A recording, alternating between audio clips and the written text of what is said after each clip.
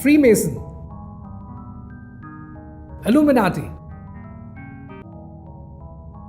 School and bone, deep state. I am sure ये नाम आपने पहले सुन रखे होंगे। कुछ लोग इन नामों को इग्नोर कर देते हैं, कुछ लोग उस पर रिसर्च करते हैं और कुछ लोग इससे बच कर रहना चाहते हैं। और इन्हीं नामों की वजह से आज एक साजिश आपके चारों तरफ फैली हुई है, लेकिन हम उसको नोट करने की कोशिश भी नहीं करते। आज आप किसी भी सिंगर की म्यूजिक वीडियो उठा लें, किसी का फिल्म का काम उठा लें या किसी भी गाने को सुन लें, तो आप सुनकर हैरान हो जाएंगे, देखकर हैरान हो जाएंगे कि हर जगह पर आपको एक कॉमन थीम रिपीटेडली नजर आएगा। हर म्यूजिक वीडियो में एक ट्रायंगल को प्रमोट किया जाएगा और हर म्यूजिक वीडियो में सिंगर ने या तो अपनी एक आंख छुपा रखी होगी या अपनी एक आंख को एक और आंख के साथ बदल रखा होगा। ये वन आई कल्चर है क्या? आइए समझते हैं।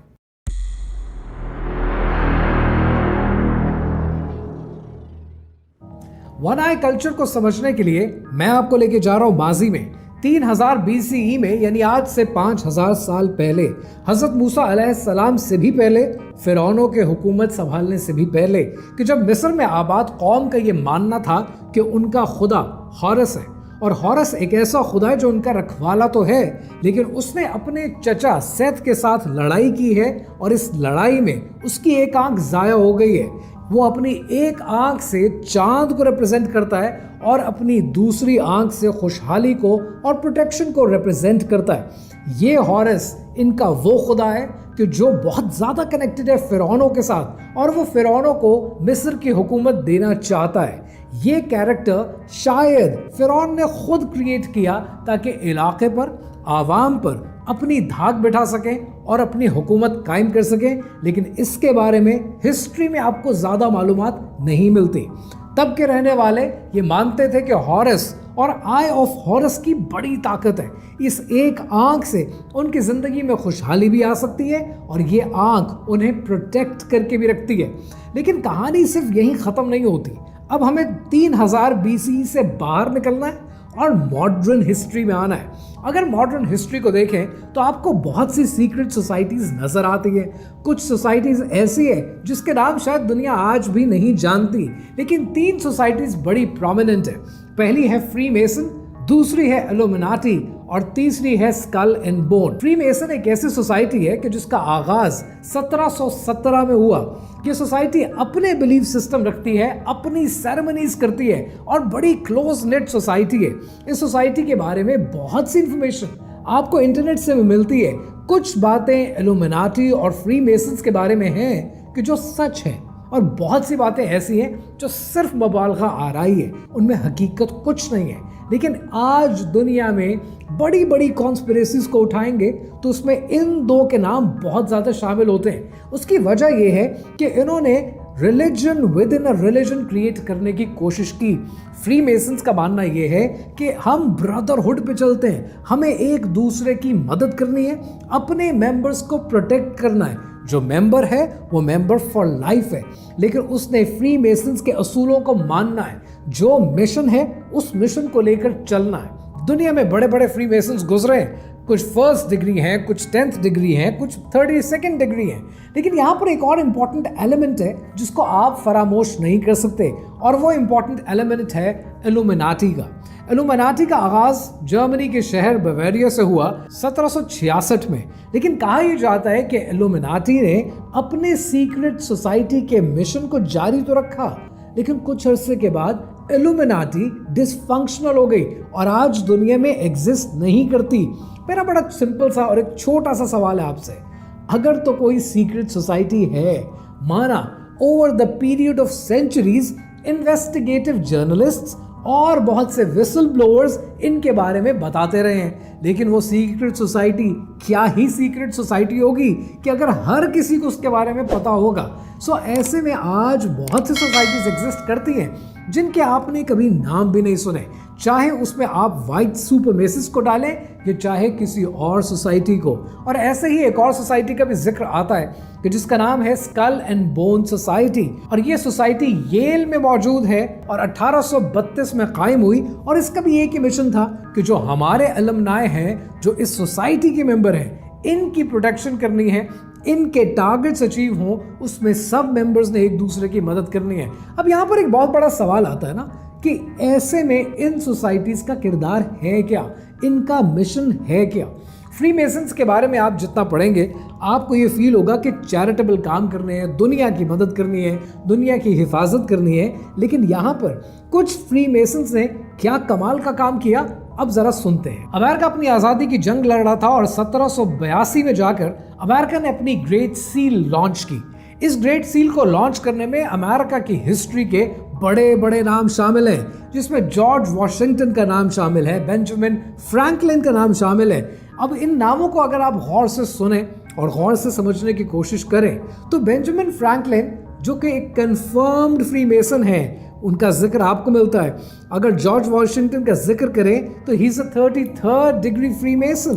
और फिर अमेरिका की हिस्ट्री में आता है सन 1935 के जब अमेरिका ने डॉलर बिल को छापने का आगाज किया और डॉलर बिल के ऊपर आपको एक ट्रायंगल देखने को मिलती है और उस ट्रायंगल के ऊपर एक आंख देखने को मिलती है। जब 1782 में अमेरिका ने अपनी ग्रेट सील लॉन्च की तब भी ये सवाल उठा और उसके बाद जब 1935 में अमेरिकन डॉलर के ऊपर ट्रायंगल और उस ट्रायंगल के ऊपर एक आंख यानी पिरामिड और पिरामिड के ऊपर एक आंख छपी, तब भी लोगों ने सवाल किया कि इस एक आंख का मतलब क्या है। Is this the eye of harrows?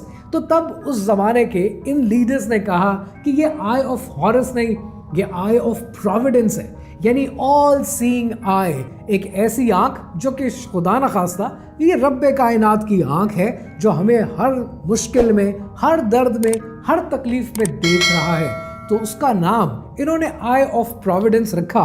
लेकिन यहाँ पर फिर एक सवाल बनता है कि जिन्होंने ये नाम रखा उनका अपना कैरेक्टर क्या था। बेंजामिन फ्रैंकलिन एक कंफर्म्ड फ्रीमेसन है, George Washington 33rd degree Freemason है। और अगर 1935 की बात करें तो जो दो बड़े नाम आपको नजर आते हैं कि जिसमें प्रेसिडेंट रूजवेल्ट शामिल हैं और हेनरी वॉलेस शामिल हैं, तो president Roosevelt 32nd degree Freemason है और हेनरी वॉलेस एक ऑक्यूलिस्ट है।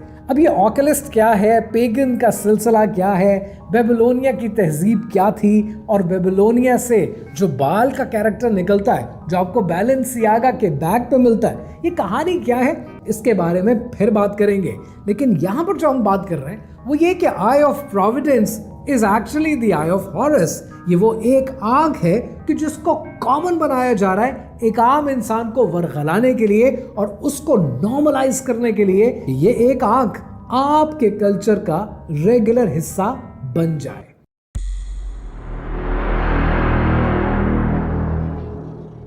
और मॉडर्न हिस्ट्री में फीमेल सिंगर्स का जिक्र करें तो ऐसा हो नहीं सकता कि मैडोना का जिक्र ना हो। Madonna has been an icon for a generation. Madonna ने गाना लॉन्च किया बेड टाइम स्टोरी के नाम से 1994 में। इस वीडियो को अगर आप गौर से देखें तो आपको बहुत से ऐसे सिंबल्स मिलेंगे, आपको थर्ड आई का जिक्र मिलेगा, आपको इस वीडियो में अरबी के ऊपर कदम रखती हुई मैडोना नजर आएंगी। और अरबी में क्या लिखा है? अरबी में यहाँ पर यह लिखा है कि औरतों अब जो कुछ सीख चुकी हो उसको अनलर्न करो क्योंकि नया दौर आ गया है, नया कुछ सीखने को मिलेगा। अब सवाल यह है कि हम नहीं जानते कि मैडोना किस औरत की बात कर रही है, किस औरत का जिक्र कर रही है। कोई सी ऐसी औरत का जिक्र कर रही है जो बहुत पढ़ी लिखी है या जो ऐसी औरत है जो बहुत पढ़ी लिखी नहीं है। सवाल यह है कि across the board she is just saying one thing, जो कुछ सीखा है उसको अनलर्न कर दो। इसका मतलब यह है कि इससे फर्क नहीं पड़ता कि उस औरत ने क्या सीखा है क्या नहीं सीखा। आप कुछ नया बताने वाले हैं, आप कुछ नया लेकर आ रहे हैं जो कि लोगों के कल्चर में शामिल नहीं था। लेकिन इतनी बड़ी चीजों को हम यस सर नो इग्नोर कर देते हैं। थोड़ा सा और मॉडर्न हिस्ट्री का जिक्र करें तो 1960 की दिहाई में एंटन लेवी इंसान ने सेटनिज्म का आगाज किया, यानी शैतानियत का, और चर्च ऑफ सेटन बनाया। और 1969 को उसने डिक्लेयर किया कि दिस इज ईयर 1। ये पहला साल है कि जब शैतान की हुकूमत कायम होगी।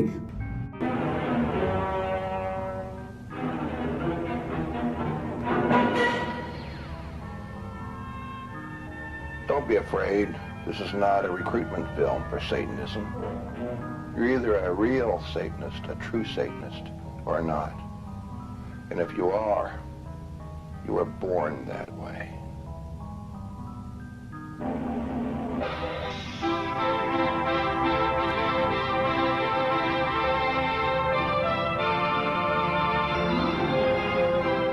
फिर उसके बाद आपने होटल कैलिफोर्निया जैसे गाने सुने, उसके बाद आपने मूवीज में, सिनेमा में, हॉलीवुड में जगह जगह आंख का जिक्र देखा, जगह जगह ट्रायंगल का, पिरामिड का जिक्र देखा।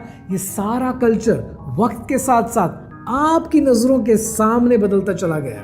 अगर मैं मजीद सेलिब्रिटीज का जिक्र करूं कि जो वन आई में शामिल हैं, उसमें रिहाना का नाम है, बियॉन्से का नाम है, जे-जी का नाम है, उसमें केटी पेरी का नाम है। और केटी पेरी की 2013 की डार्क हॉर्स की वीडियो आप भूल सकते हैं। उस वीडियो में throughout from the start till the end एक ही चीज को प्रमोट किया गया, and that is again one आई।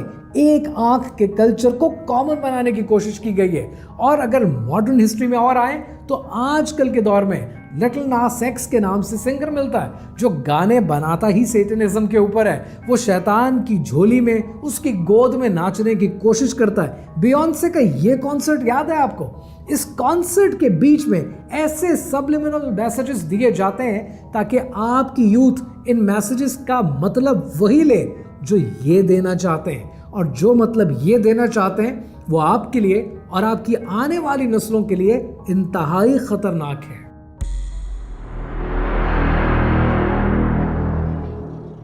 सबसे ज्यादा दोस्तों हैरानगी मुझे तब होती है कि जब हम कार्टून्स को देखते हैं। हमारे बचपन में जो कार्टून्स थे वो लिटरली बड़े मासूम हुआ करते थे, कि चाहे उसमें टॉम एंड जेरी है, चाहे उसमें स्मर्फ के कार्टून है, या कोई और कार्टून का आप नाम ले लें, teenage mutant ninja turtle for that matter, there was nothing harmful in that. लेकिन उसके बाद सन 2000 आया और 2000 के बाद मैनेजमेंट चेंज हुई बहुत से कार्टून चैनल्स की। और कार्टून चैनल्स ने क्या किया?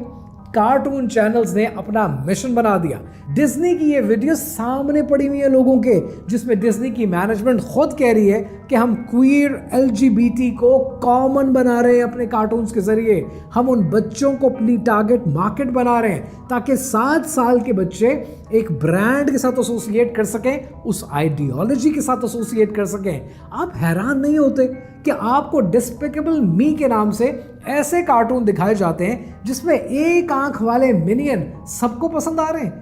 क्योंकि जो भी एक आंख वाला कैरेक्टर बनाया जाता है, मासूमियत का किरदार उसको दिया जाता है ताकि बच्चों के दिमागों में बैठ जाए कि एक आंख होना बुरी बात नहीं है, एक आंख वाले कैरेक्टर बुरे नहीं होते। आप मॉन्स्टर्स इंक उठाकर देख लें, आप माइक वेजियोस्की का कैरेक्टर देख लें, आप प्लैंकटन देख लें, जितने आप कार्टून्स आपको नजर आएंगे, हर दूसरे कार्टून में या एक आंख या multiple eyes at the same time, ताकि इंसान के बच्चों को यह पता हो कि सिर्फ 2 आंख ही अच्छी नहीं होती है, एक आंख भी अच्छी हो सकती है, कई आंखें भी अच्छी हो सकती हैं, क्योंकि आपको डाइकोटमी दोनों पैरामीटर्स के साथ लेकर चलनी पड़ती है, तब आप चीज़ों को मुश्किल बना सकते हैं। अब सवाल यह है, ये सारा वन आई का कॉन्सेप्ट किस लिए पैदा किया जाता है? इसके लिए एक बड़ी ज़बरदस्त डॉक्यूमेंट्री है, I will try my best to find it for you, और जिस दिन मुझे मिल गई मैं उसके कुछ ना कुछ स्निपेट्स आपके साथ ज़रूर शेयर करूँगा, चाहे लॉन्ग फॉर्म में या चाहे मैं अपनी रील्स में आपके साथ, लेकिन इंशाल्लाह शेयर करूँगा। उस डॉक्यूमेंट्री का नाम है मर्चेंट्स ऑफ डाउट, कि ये सब कुछ इसलिए क्रिएट किया जाता है कि आपके दिमागों में एक डाउट क्रिएट कर दिया जाए, आपके दिमागों को पक्का कर दिया जाए कि एक आंख बुरा कल्चर नहीं है, एक आंख रखने वाले कैरेक्टर बुरे नहीं होते। अब इस सब के पीछे कहानी है क्या, आइए समझते हैं।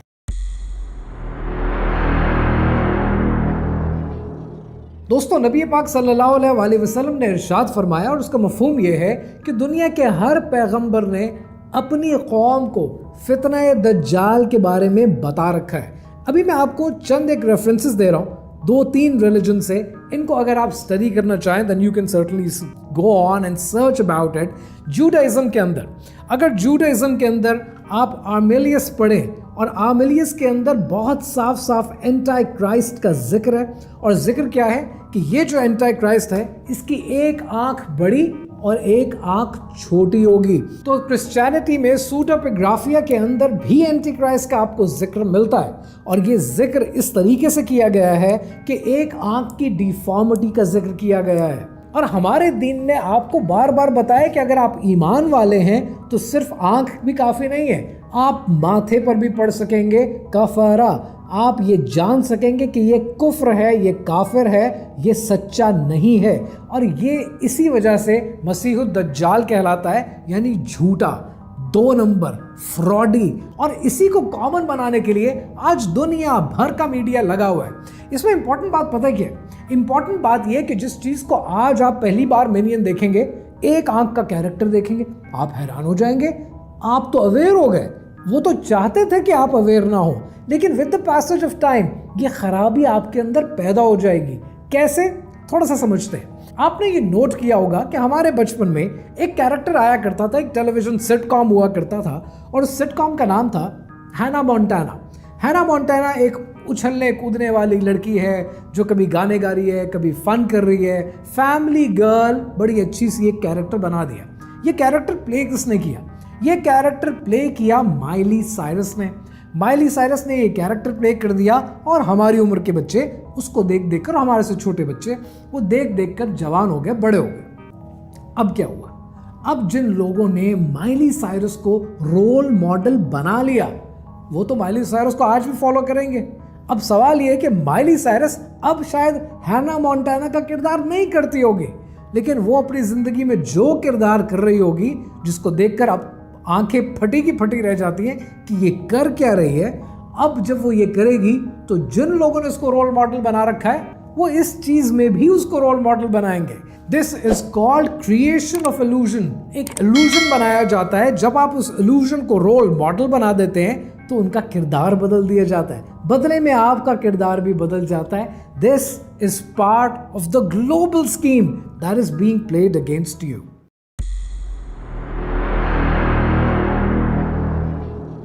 अब रहा सबसे इंपॉर्टेंट सवाल कि ये सब कुछ किया क्यों जाता है?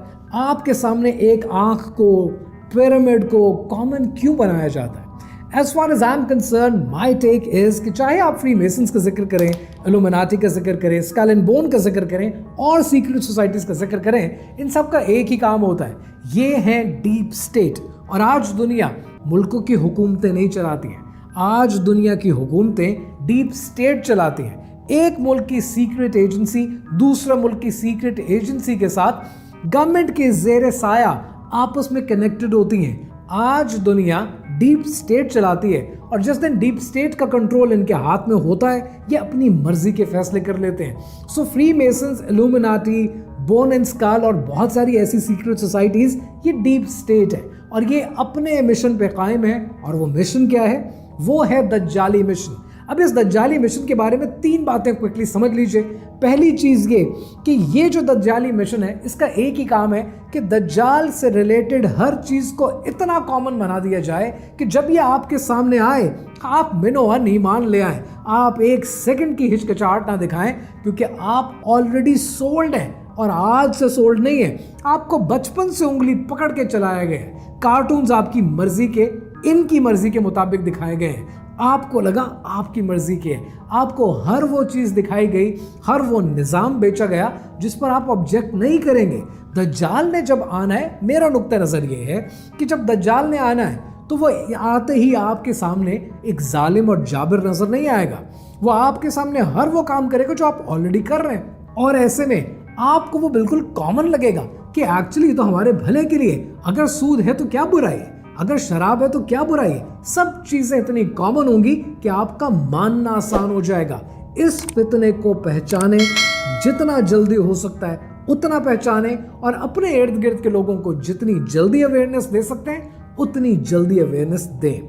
दूसरा जो मैं पॉइंट आपके साथ शेयर करना चाहता हूं वो ये कि एक नजर से देखें, और ये थोड़ी सी टेक्निकल बात करूं, थोड़ी सी डीप होगी, लेकिन इसको बहुत गौर से सुनना है आपने। वो ये कि जितने मिशंस होते हैं ना, ये चाहे फ्री मेसन है, इल्यूमिनाटी है, कोई भी है, they just want you to be scared because they can not say what they want openly. इसलिए ये मुख्तलिफ चीज़ों से हीले हरबे करके आपके सामने आते हैं। डोंट बी स्केयर्ड, ये खुल कर आपके सामने आ नहीं सकते, इसलिए ये डरते हैं क्योंकि ये पकड़े जाएंगे। इसलिए इनसे घबराने की जरूरत नहीं है। ये खुद इतने डरे हुए हैं कि ये दिखाते हैं इतने सारे साइंस दे के आपको, ताकि आप डर जाएं, ताकि आप सामने ना आए। ताकि लिटिल नास अपने कॉन्सर्ट पे गए कि दज्जाल शैतान हमें देख रहा है, हमें उसकी पूजा करनी है। ऐसा कुछ नहीं है, आपको घबराने की जरूरत नहीं है। इन चीजों से डरा ना करें, क्योंकि जिस वक्त आप डर गए आप अपना ईमान कमजोर कर बैठेंगे। तो ये काम आपने कभी नहीं करना। And last and the most important thing, don't let them make these things common. अगर आपने मिनियंस देखे हैं, एक आंख देखी है, आपको समझ में आ रहा है कि ये एक आंख के कल्चर को प्रमोट कर रहे हैं, तो आपका चुप रहना आपके और आपके खानदान और आपके दोस्तों के साथ ज्यादती है। You need to open up, वरना होगा क्या? आप अपने घर में खामोश हो जाएंगे, आपके बच्चे खामोश हो जाएंगे, आपके बच्चे उसको कॉमन समझेंगे, आपके बच्चे उसको अपनी वे ऑफ लाइफ में अडॉप्ट कर लेंगे। आप आज हैं दुनिया में, मैं आज हूं दुनिया में, कल शायद नहीं हूं। तो जब हम नहीं होंगे तो ये उन चीजों को अपने घरों में उठाकर ले आएंगे, इसको कॉमन बना देंगे और यहां से ईमान की कमजोरी साबित होना शुरू हो जाएगी। तो जब ऐसा कुछ देखा करें, बोला करें, समझाया करें। आपका इन्फ्लुएंस शायद लाखों लोगों तक नहीं होगा, शायद आपकी आवाज करोड़ों तक नहीं जा रही होगी, लेकिन आपकी आवाज जिस दायरे अख्तियार में जा रही है, अपने घर में जा रही है, वहां तो आपकी जिम्मेदारी है ना, उसी का आपसे सवाल होगा। इनको सोचें, इनको परखें, इस पर अमल करें, वरना आप और आपके आने वाली नस्लों का ईमान खतरे में हो।